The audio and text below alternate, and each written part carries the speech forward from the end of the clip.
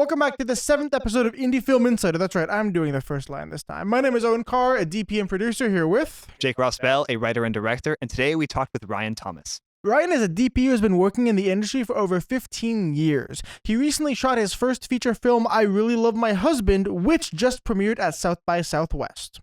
We talked with him about the art of cinematography, the most budget-conscious ways to light scenes, and what it's like to DP a feature. This was a great episode, so be sure to tune in, and if you like the content, be sure to subscribe to our YouTube channel. Now, without further ado, here's our conversation with Ryan Thomas. Ryan Thomas, welcome to the show. Yeah, thank you guys so much for having me. I really appreciate it. Of course. So can you just kind of get started with an introduction, a little bit about you, a little bit about your cinematography career, and a little bit about your feature film that's playing this week? Yeah, so I'm here right now at South by Southwest. We have a film that I just shot, I think it was a little while ago now, but it's called I Really Love My Husband.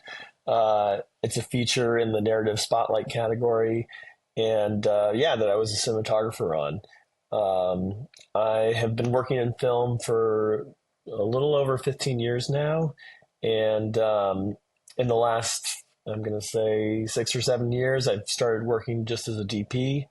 I came up through a lighting background, so mostly worked as a gaffer and electrician before ultimately deciding to work as a DP.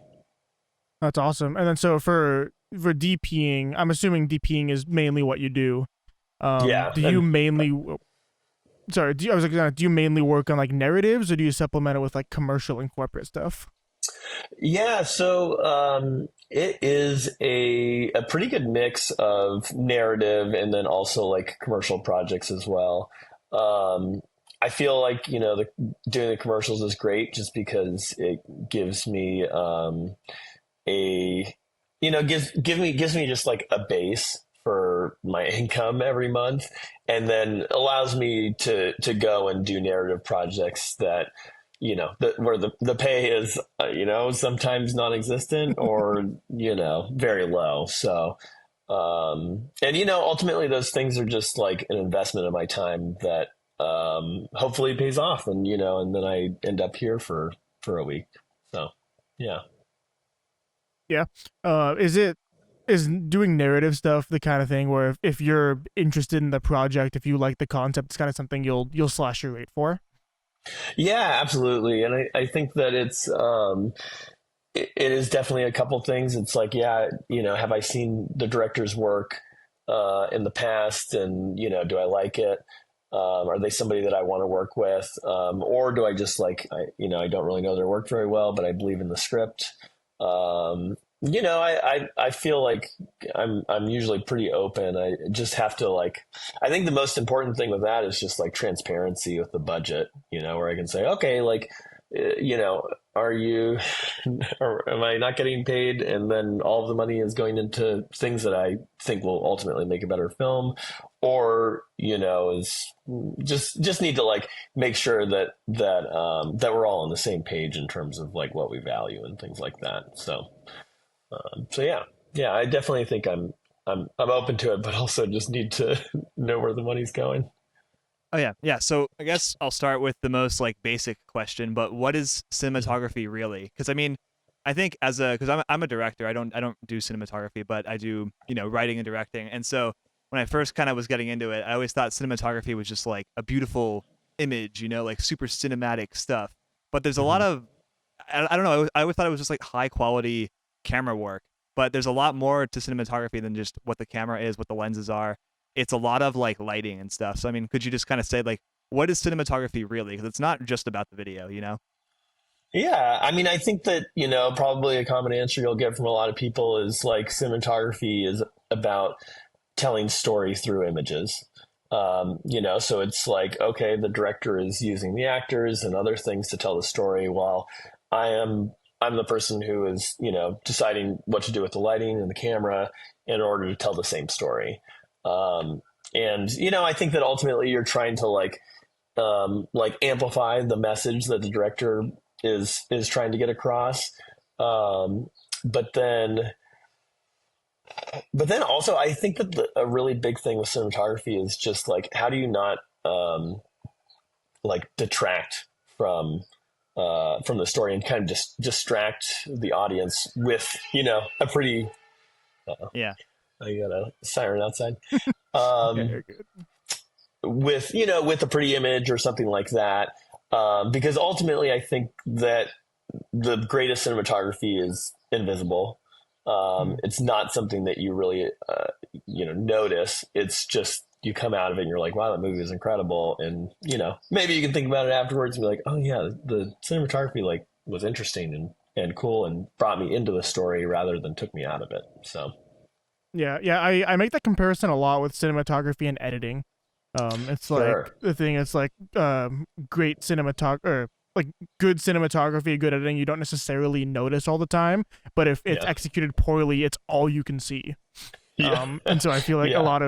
it's a lot of the kind of parallels between those two. Um, for cinematography, obviously, you try to make the cinematography that you do kind of tell the story as much as possible. When there aren't necessarily opportunities for that, is there a style that you like to default to? Um, I don't feel like there's necessarily like a style that I tend to default to. I feel like there's more like, maybe like techniques or tricks or things like that that I like to keep around.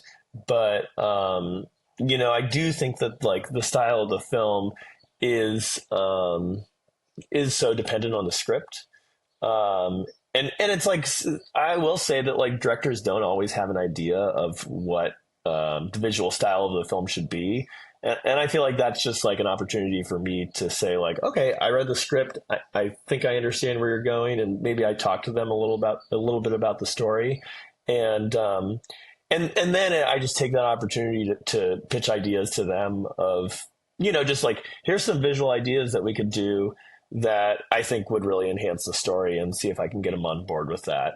Um, but yeah, I would say that I try hard not to default to any one style just because I'm trying to keep it interesting for them and for the audience and for myself. So Yeah, definitely. Yeah, I feel like for me, because I'm how I work is like I mostly DP and produce the projects that we make, and Jake's more of a writer director. So we kind of have a good balance there. But like I think something that I do is I tend to do OTS shots way more often than like singles, for example. Um, I guess that's kind of what I was talking about, like default yeah, style. well, and so yeah, I guess that when you get into that, like I do have some preferences, kind of similar to that. Where yeah, I really do like over the shoulder shots, and I don't really, I tend to stray away from the clean singles. At the same time, I just did this project recently where everything was very like symmetrical and like. Um, yeah, just had this like more curated style, in which case like we did clean singles that were directly in front of the talent.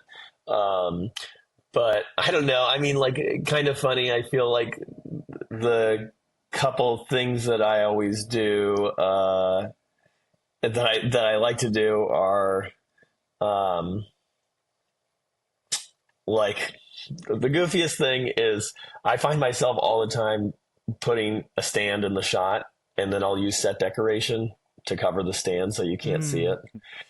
And I just feel like that is just like it's such a like simple little trick that I'll do all the time because it saves so much time for us having to rig something.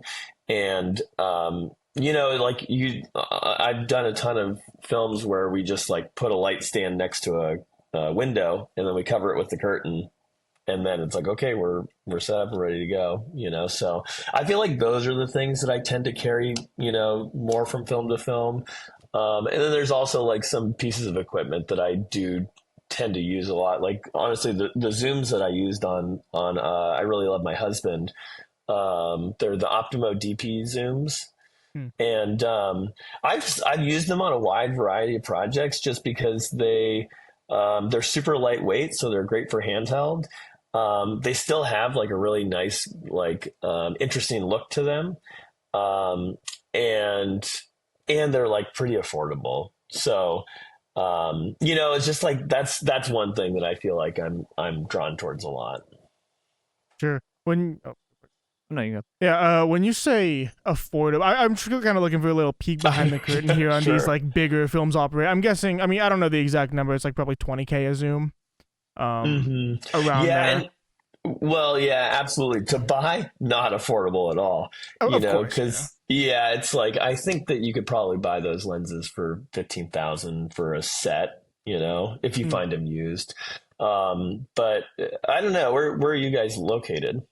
We're in Davis. It's kind Davis. of 15 minutes south of Yeah. Okay, I Sacramento. know Davis. Yeah. Um, yeah, and so I'm in LA, and so what I've just found is, of course, if you make relationships with rental houses, that you can get these lenses on rental from them for a good price, and like those specific lenses, like a lot of people have them. You can get a good discount on them, and so maybe we'll rent a set for a couple $100 a day or something like that. Yeah, So yeah. so So yeah, for the definitely most, obtainable. yeah. So like for the most part, for the gear that you use, you maybe own like a camera or a light or two, but you rent the vast majority of it for these productions. I would say that I own like most of it. So I used the Alexa 35 on this film. I really love my husband, and that was a camera that I owned. I also, I have all the like monitors and wireless and that kind of stuff. I think the one thing that I don't own is just lenses. And I've just held off on investing on that just because I'm finding that I'm using different lenses on every project. And if I were to buy something, like if anything, it would just like make me want to use those all the time. Mm. And it would just like make my work kind of all seem a little too similar. And I think I would rather just not have that like financial incentive to use the same thing all the time. And yeah, just give me something to let me have a little more creativity in the projects that I'm doing. Yeah, yeah, that makes total sense. Like for me, I own obviously it's a little bit of a lower end setup, but I own a Komodo with some Vespid primes. So Sure. it's like a solid, like more or less all around setup for a lot of the projects that I'm working on. But like the Vespids, they're obviously like they don't have a ton of character. They're pretty clean for the most part. And like definitely I definitely understand where if you own something like that, you're just gonna be like, yeah, I'll just throw those on because it's what I always Yeah. use and it's what it works, as opposed to like actually thinking about what's right for the project. Yeah. I mean, I do think that I would love to have one lens just so that I can have something. But yeah, I think that you kind of have the right idea. Yeah. So. Yeah. And then on that note, I have a question. So for this, it's kind of often said that any good colorist can make any camera look like any other camera. How much do you think that the camera sensor that you use, and the optics in front of it actually affect the image in the sense of you can add a ton of stuff in post to give it character, you could remove character, stuff like that? Yeah. So I mean, I think that because I own two cameras. I own the FX6 and I also own the Alexa 35, and I've done a ton of work with both of those cameras. Um, I do think that the optics do have a pretty huge impact on the final product. Um, and and I think that that's just because it totally affects what is then recorded on the sensor. So I've recently shot a few projects anamorphic, and getting an opportunity to do that, you look at the image and you're like, wow, this is very different than what we're used to, and in a Mm. very good way. And for some projects, that's really right. The other thing too is just like, I don't know, comparing the FX6 and the Alexa 35 is just like obviously the dynamic range of those two cameras is very different. And so like in Panama where we shot this film, we just were pretty limited on our ability to bring a lot of bigger lighting units. We were really limited to like house power kind of things. So to have a camera that had a wide dynamic range and could like see deep into the shadows and held a lot of the highlights of like windows and things like that, it just helped us a lot to move a lot faster. And And just so that when the colorists got the footage, they were like, oh yeah, I could bring down these windows and we could bring up these shadows and we could get it looking more like what I had in mind when I shot it. So Cool. Yeah. So you mentioned that you shot with like the FX6 and the Alexa. Do you find that the camera is really kind of like, does it actually matter that much if you're trying to do, like make a good image? Because and I don't know as much about this, so yeah, I'm sure. not as skilled here. But like, does it really matter with the different cameras that you've shot? Like, have you noticed that like that's like, does it matter all that much? Yeah, I mean, I definitely think that it does, and as a result, like I try and use the FX6 a lot less, Yeah. because I do just find that like using the nicer camera usually does yield nicer results, and I think that it's like yes, it's possible, but it ultimately means you're going to move slower, and you're going to have to light it more. Um, and it's not going to be this thing where you just turn on the camera and you're like, oh, it actually looks pretty good. We're very Yeah. close, Yeah. so. It's probably more like a tool as well. Like you would probably use the FX6 in different scenarios, right? Yeah, So yeah, yeah. that's absolutely true too. Where I shot a very small short film where it was like me and a gaffer, and I didn't have a camera assistant, and I ultimately just decided to use the FX6 because of the autofocus capabilities and the built-in NDs. So just things, also the size of the camera too. So just things like that can really influence my decision what camera to use. So Yeah. Yeah, yeah. definitely. You said, if you don't mind me asking, what was your, because you said you shot this in Panama, right? That's right. Yeah. Yeah. I'm assuming you probably flew most of the gear there. Yeah, yeah, we flew most of the gear there, both lighting and camera. We did rent some, just like stands and flags and sandbags and stuff. We rented that stuff in Panama City. But otherwise, yeah, we flew everything else. Yeah. What was your lighting kit?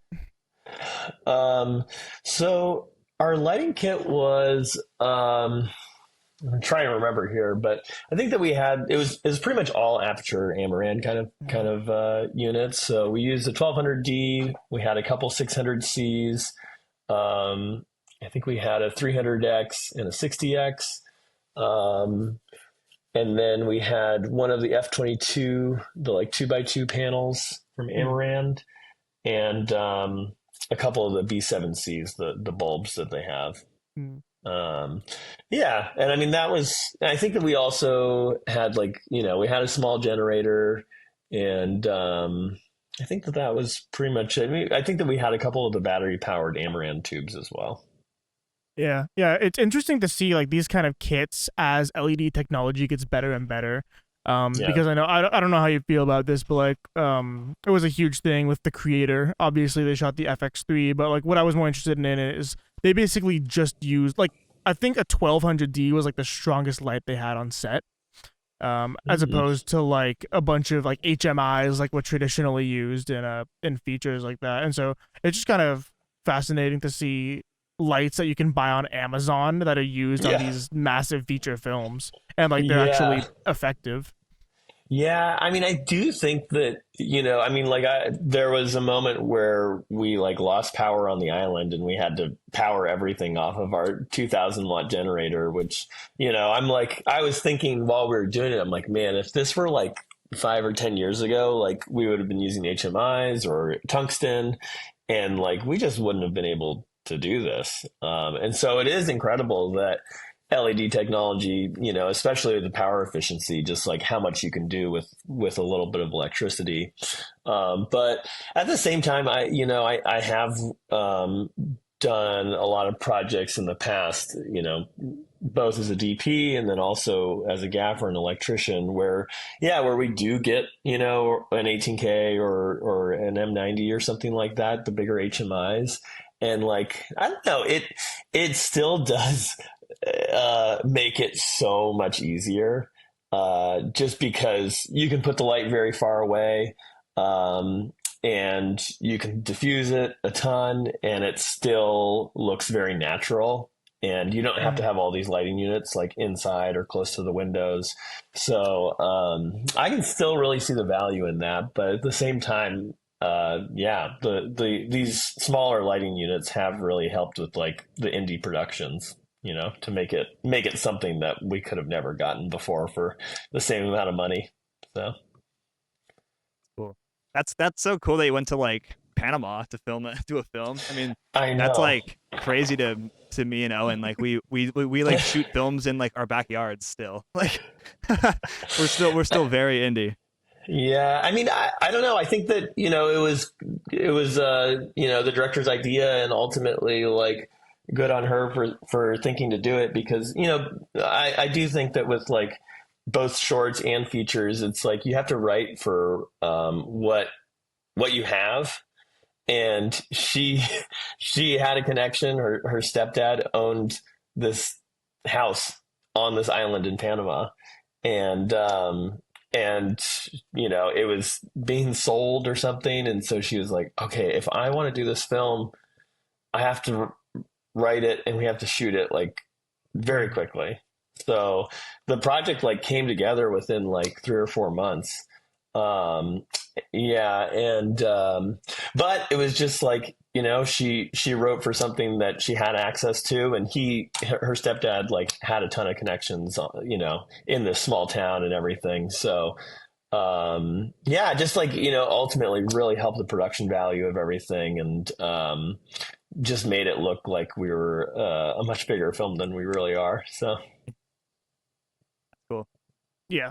Yeah. Something I've noticed, it's like a lot of the times when people think of cinematography, they think of lighting. Like lighting does a lot of it, which is obviously true. But like a lot of it is also just production design. Like you can yeah. make the light look as cool and as textured and contrasty as you want, but if you're sitting in front of a garage, it's not going to look that cinematic, so to say. Right. Yeah, I mean, that's funny. So my wife is actually a production designer, and so I feel like I am reminded of that every day.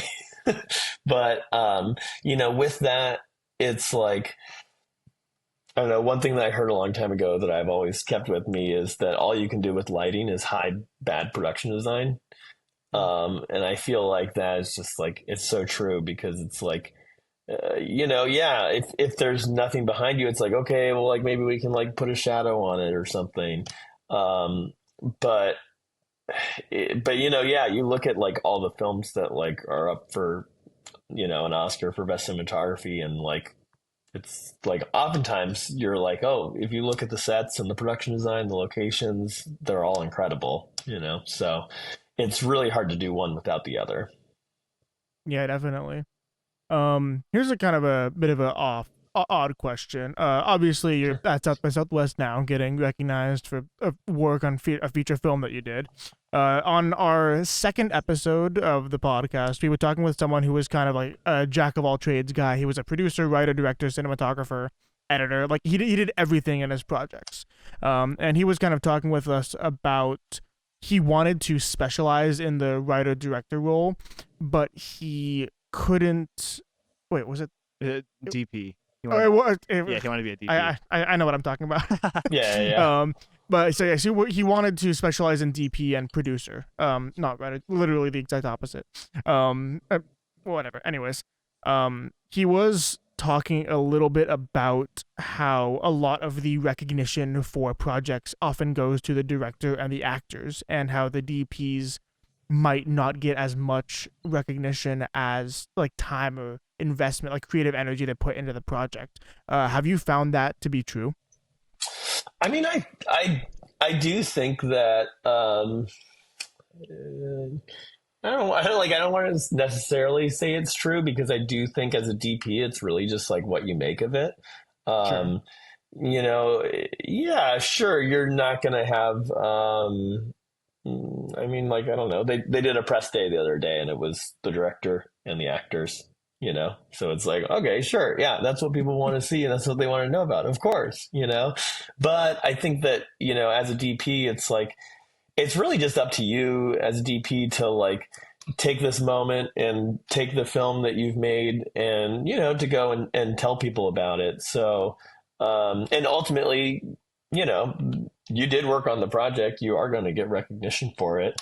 But it's up to you to kind of find the people that are interested in the work and who can like see it and say, oh wow, I would, this was incredible. I would love to work with you. And yeah, who can just give you the recognition that you deserve for the film. So. Yeah, and it does seem, at least for the highest levels, it is kind of trending a little bit more in that direction. With like the Oscars this year, they did like a special a bit for the costume designers and the cinematographers for all the nominees. And that was just kind of nice to see. Yeah. But yeah, I don't know how. So obviously, you're not a producer. You're not necessarily in charge of the budgets on your projects. But have you noticed?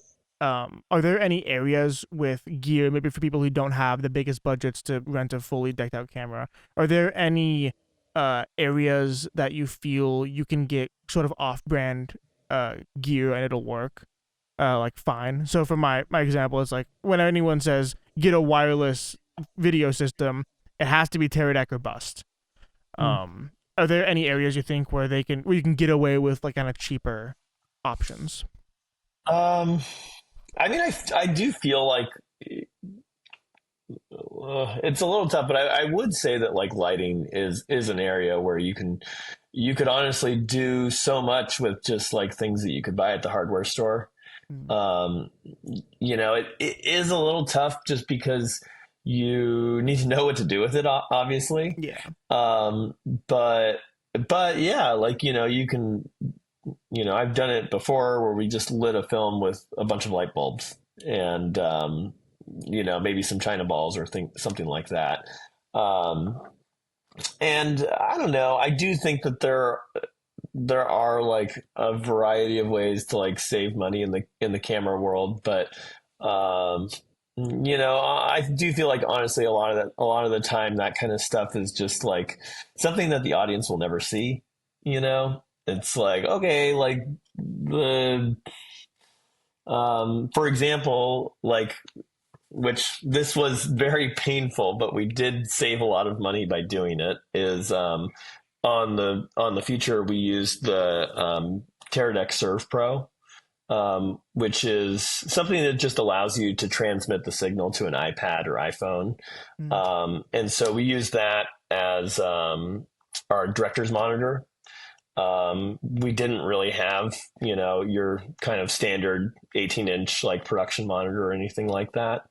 And we did, it was like, that was a choice that I had made with the director, where it was like, look, we could save, $1,500, $2,000 on rentals if we go with this lesser choice, but there will be potentially 1 to 2 frame delays with the image versus the sound. And it just reliability, not as great. And ultimately, like, it worked. We got through it. We saved a ton of money. At the same time, it does make the production slow down a little bit. And, both me and the director at times, she would just be like, I'm just going to look over your shoulder, so I don't know. There's moments where you could do it, but I think that it is a lot of just your own experimentation and seeing kind of what you can get away with, What's your opinion on shooting with iPhones? I'm not opposed when the story calls for it. And actually in our film, we do shoot on the iPhone a little bit. And so, in our instance, it totally made sense because it was like the character was just like filming videos of her vacation on her phone. And I have definitely tried in the past to just like use whatever camera we're using for production without very good results, just like it doesn't look like an iPhone. And so, yeah, so for this project, I was like, okay, we'll shoot on the iPhone. That's no problem. And I don't know, ultimately it was kind of funny because then in post, we were looking at the footage and we were like, just the iPhone footage actually looks too good. And so when we're in color, we like added scan lines to it and like did some additional work to the iPhone footage to actually make it look worse. Um, I Interesting. don't know. And I would say like people starting out as well. Like I really wish that when I was first starting as a filmmaker that I had a phone, just because it's incredible that you can shoot and use it as a recorder for sound, and you can edit the project on the phone. It's just like it's a easy, cheap way to make a film. And if you're just starting out, you need some experience of just like putting things together. You really can't beat it. Yeah, Yeah. definitely. You mentioned in the coloring process. I Mhm. know a lot of DPs who aren't necessarily that involved in that. They kind of just show up to their shoot days and kind of send it off to post and have kind of ended up like it just goes through that pipeline. How involved are you in the coloring process? I would say very like yeah, as much as I can be. Um, and like to give you an example for this specific film, um, I I just knew that we should have some sort of show let. I wanted something to give the director an idea of like what I was thinking in terms of what the film would look like, and just both of us to get on the same page and use that time to do that. And so before we went to Panama, I like, luckily I can drive to the beach. And so I went to the Mm. beach and shot some test footage. And I have a colorist, Dan Edwards with Umami Color, who I work with him on all my projects. He's really great, easy to work with, and really fast. And so I brought him that footage, and I also brought him all the references that me and the director had put together, and he was able to take the references, take the test footage, and make a LUT that we both felt like would get us as close to the final image as we wanted while we were shooting.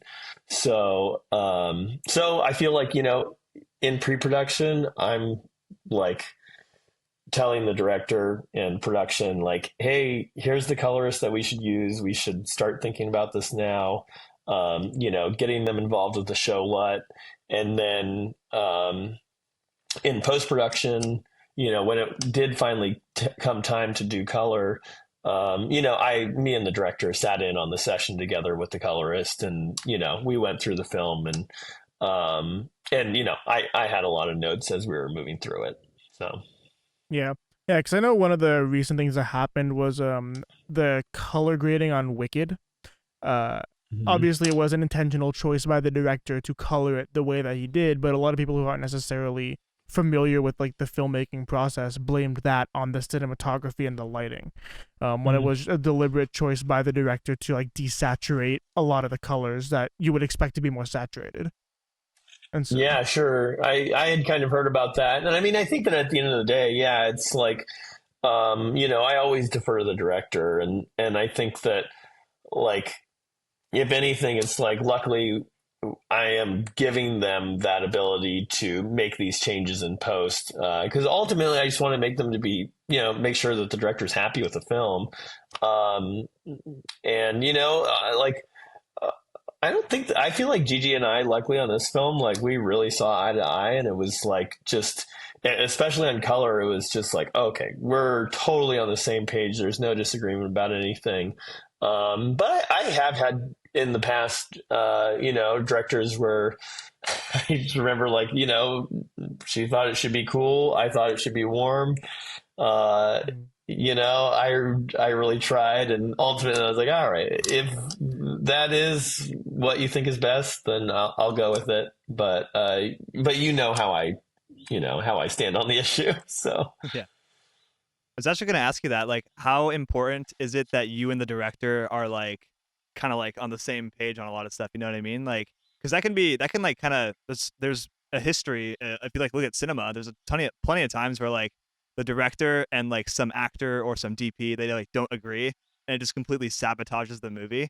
So I mean, what are some ways that or what are some tips you'd have for directors or DPs watching, to like kind of help them, I guess, work better with their directors or with their DPs? Yeah, sure. So, I mean, I feel like yeah, totally agree that it's like if you can see eye to eye with the director and like have a good relationship with them, it's just like it makes the whole project so much easier. Um, so, with that, like I remember I was doing this project where I was hired on, fairly close to the shoot days. And I just really made it a point to like have me and the director like got coffee together, and I just like talked to her for a while about like how she got her start in filmmaking and like what just like her interest just in general, and just tried to get to know her more as a person. And I just feel like that helped make that project really smooth, just because we had this like basis of friendship from the beginning. And as a result, like I knew that I could like be honest with her about, things that were happening, or, ideas that I had. And I think it just, yeah, helped to like foster a little bit of trust between us. Which, yeah, ultimately ends up making a much better project in the end. So, Yeah, that's definitely true. I mean, because Owen and I are like, we were like next door neighbors when we were like yeah, 10, so yeah, that there like you that go. helps a lot. You know what I mean? So Well, no, yeah, that's and go so ahead. the funny thing too is the director of the Panama film. I really love my husband. The I've known her since I was a little kid. We went to elementary school together. Oh, that's cool. Um, I know. So, it's just like you have these like long-standing relationships, and ultimately it makes it a lot easier to work with each other and to make a better movie. Yeah, I'm guessing this wasn't your first film with her as the director. Yeah, that's right. We had done a couple short films together, but it was both of our first feature film. So, Oh, this was your first feature you've ever done? as a DP, yes, I had done a ton of features as a gaffer or electrician or other positions, but not as a DP. Going into it, did you feel any sort of like nervousness or imposter syndrome? Like, oh, this is too, like, this is this, I'm not gonna do well enough, or any of those feelings going in? You know, um, I feel like I don't know. I guess with like the imposter syndrome thing, I'm like, maybe it's just because I've been doing it for so long, and the production that we're doing is like a little on the smaller end. That I'm like, okay, this is gonna be fine. Everything's okay, But and so like at least that removes the like self doubt aspect for me. What it does not remove is the nervousness. And I think that especially like we're going to an island that is like 10 hours away driving from the nearest rental house. I'm yeah, kind of very nervous that everything will work properly and as expected.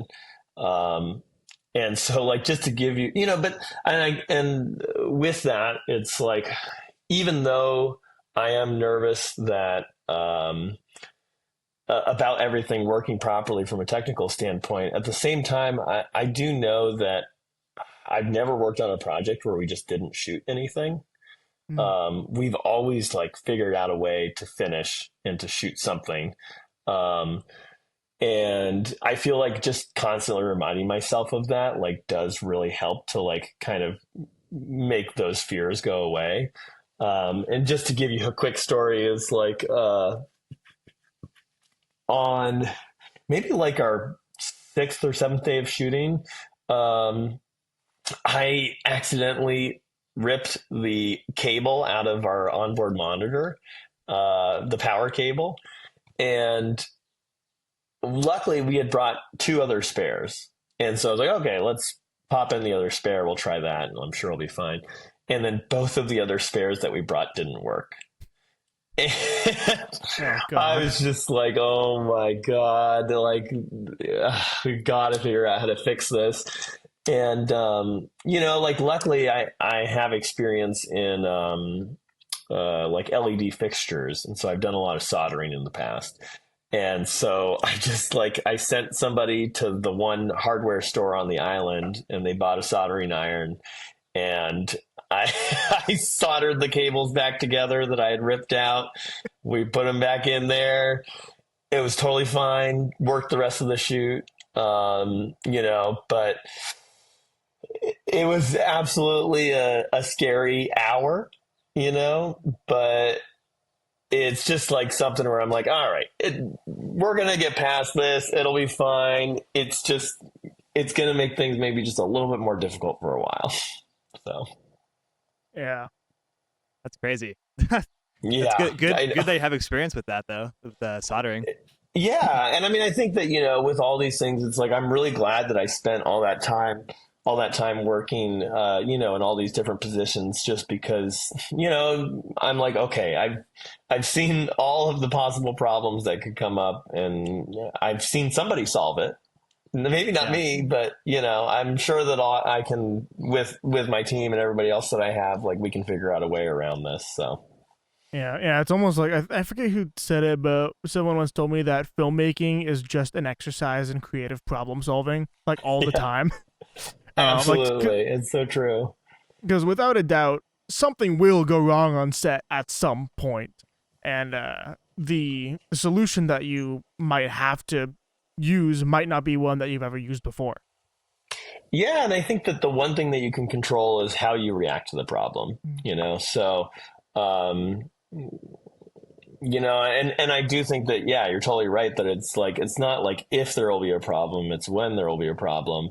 And so it's just a matter of how you react to those problems. And if you can just, keep your cool and just know that it'll be okay, Yeah, exactly.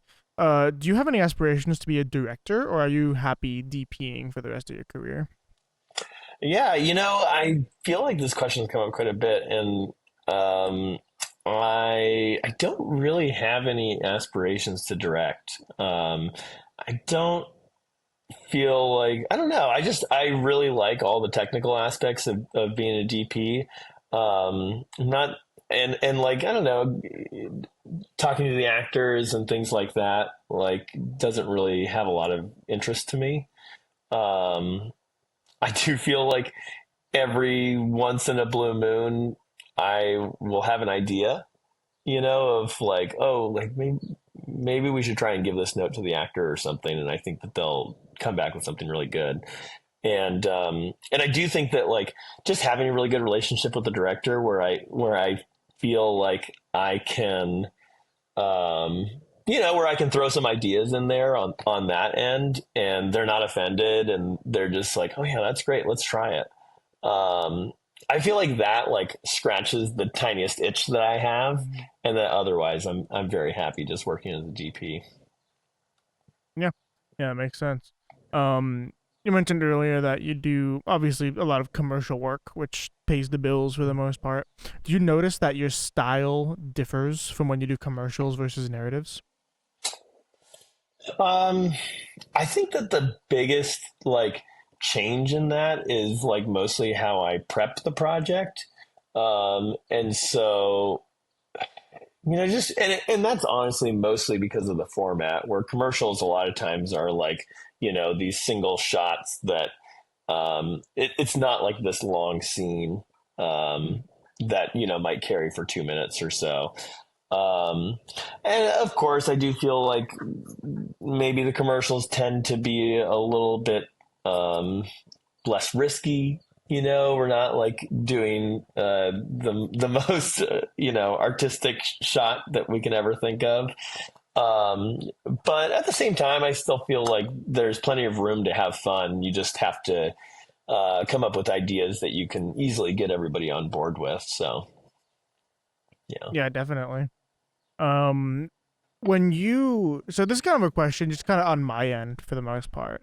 Mhm. Obviously, when you're shooting interior stuff, you can set up the lights, set up the fixtures, kind of to your heart's content.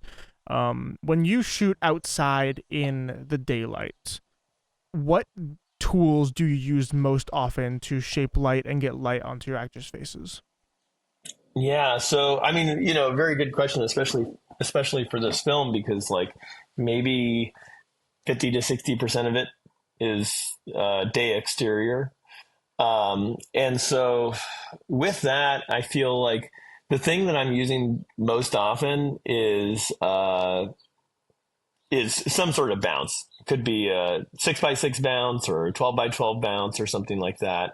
Usually try and err towards something bigger than like a 4x4. Um, but usually either that or using some sort of negative fill. So it could just be a 6x6 with the black side, or like 4x4 floppies or things like that. And then I think that the other biggest thing is really just the schedule and at what time you're planning to shoot each of those shots and the scenes. Um, and so, like I use Sunseeker, like if I am ever scouting really any location, interior or exterior, I always look at the Sunseeker info, um, just so that I know where the sun is going to be at what times of the day. Um, and so with that, I'm always trying to figure out how to place the actors in such a way that will backlight them with the sun. Um, and and then I think like as I've been like learning how to light daytime exteriors, I think my biggest question is like how far do you take that idea of like backlighting them with the sun, because inevitably if you're shooting somebody looking at them one way and they're backlit by the sun and then you turn around, they're going to be front lit, you know Yeah. and so I mean like it's to the point now where like I'll try and find a nondescript background and I'll shoot both sides of the coverage towards the same background, so that both people are backlit by the sun. Mm. Um, it doesn't really make sense if you really pick it apart, sure, but it's like it's something that no one ever really notices, and they just look at the scene and they're like, "Oh, that looks really good." So I think that is, um, definitely scheduling, using, either bounces or negative, depending on how you want it to feel. And then just, scheduling it so that they can be both scheduling and blocking so that they can be as backlit as possible. Yeah, yeah, blocking is a huge thing because like we're working on a film right now and a decent amount of it is going to be shot outside like in the daytime exteriors. And I remember I was watching a behind the scenes clip of Dune 2 and obviously a ton of that was exterior daytime and it was literally just the DP running with the camera and a guy Hollywooding a bounce. I'm like, is this really it? Like there's no secret sauce to lighting these and it's literally just bouncing light back up on that person's face to match exposure and then obviously blocking and getting the sun timing right. And so I think it's like a difficult concept to grasp as a beginner because you look at all these elaborate lighting setups inside and then outside it's like, wait, it's just a reflector, that's really it. Yeah, they're But not it's like, doing anything. Oh my gosh. yeah, Yeah. it's kind of like all you Yeah. can do really because like you really can't overpower the sun. You kind of just have to use it to your advantage and then shape that light accordingly.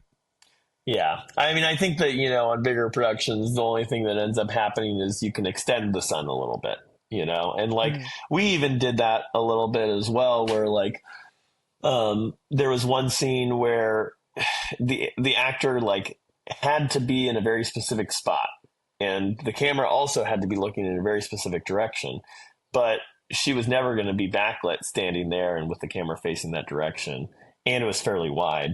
And so what we decided to do was wait until that area went into full shade, and so that way we kind of had a little bit of a blank canvas to work with.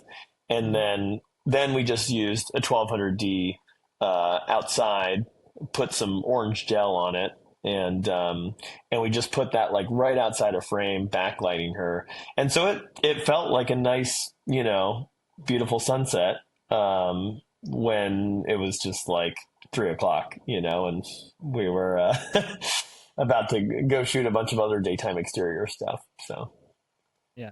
Have you ever had to like kind of like add some lighting that like wasn't in the script? Like for example, if I brought you a script that was about a character alone in the woods at like, midnight, and there was like no really good example of like he has no flashlight, no lantern or anything, would you be like, hey Jake, maybe you should put like a lantern in this scene because like I'm not sure how I'm gonna light this, or do you kind of Well, like how do you approach that?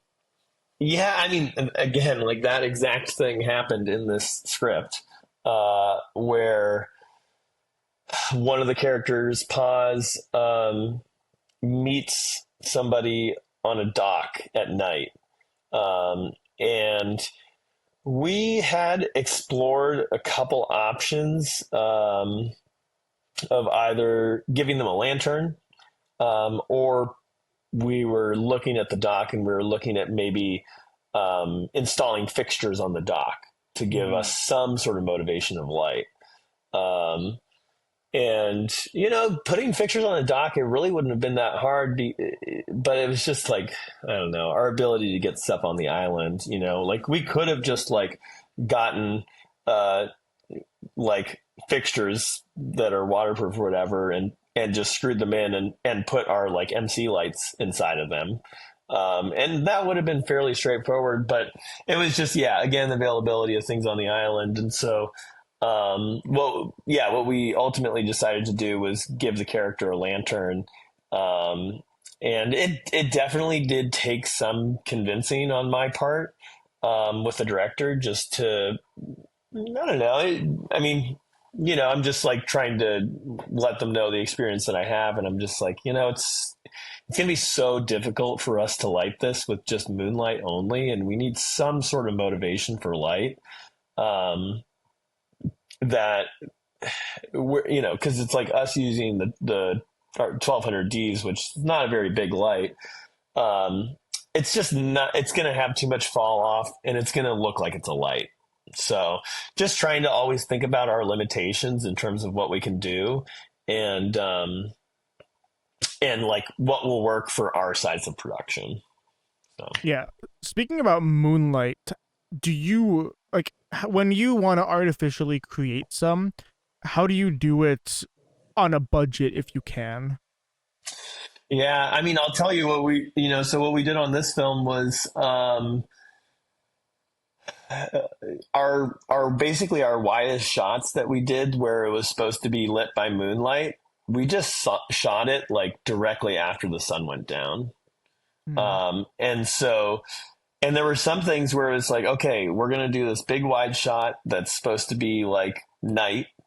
Um, and we're going to, wait for just the moment after the sun has gone down. It's kind of like this blue hour-esque kind of thing. Um, and then we're just going to do takes of that wide shot in, as the light changes. And maybe we'll get 4 or 5 takes or something. They're each going to be very different in terms of the how bright it is. But then after that, it's like, okay, well, now we can go into close-ups and do other things like that, and lighting that with the fixtures that we have is a little bit more possible. And like on this film, we used the 1200Ds for moonlight, and we just tried to get them as far away as possible.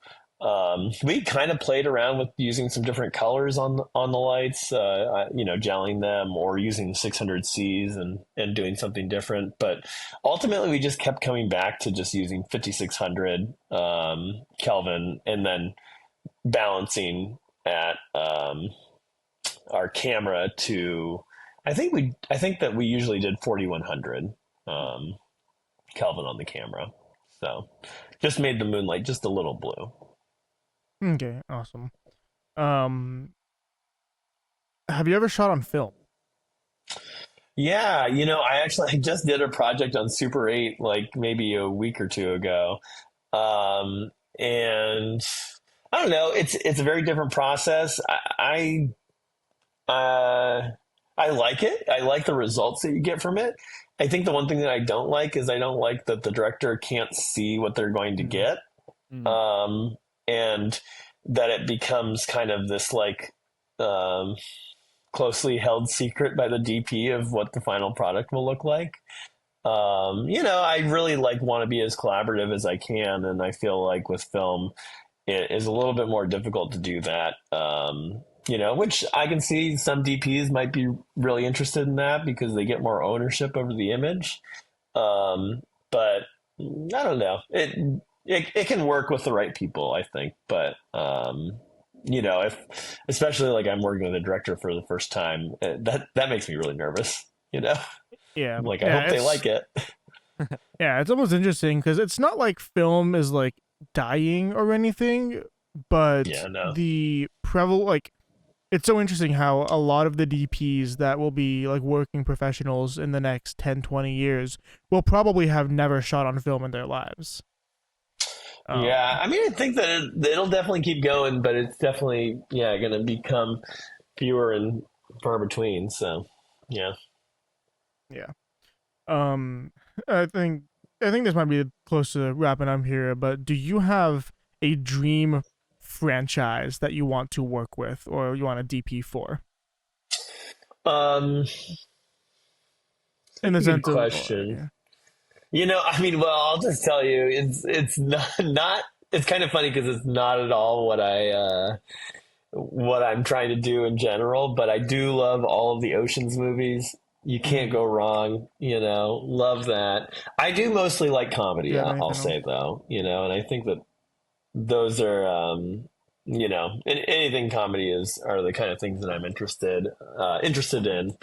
Um, so yeah, I don't know if I could, shooting something like Everything Everywhere All at Once, like dark comedy kind of thing, like that would be great. Would love that. Awesome. Well, I think that's all both of us have for you today. Thank you so much for hopping on again. We really, really appreciate your insight and your wisdom into this. If anyone wants to find you, if anyone wants to find I Really Love My Husband, get updates on its release, where can they do that? Yeah, so you can find me on Instagram at RD Thomas, and then on Instagram it's I Really Love My Husband movie. Um, so yeah, can find both of us there. I'm Great. guessing it's gonna get planned for distribution at some point, or at least you're trying to ship it to buyers at South by. Yeah, they're working on it as we speak. Well, good luck with that. Yeah. Good Yeah, luck Exciting. and congratulations again. And to anyone watching this, thank you so much for tuning into episode 7 of IndieFilm Insider with Ryan Thomas, and we will see you in the next episode. all right, thank you so much, guys. Awesome. Awesome. Yeah, thank you. Thank you.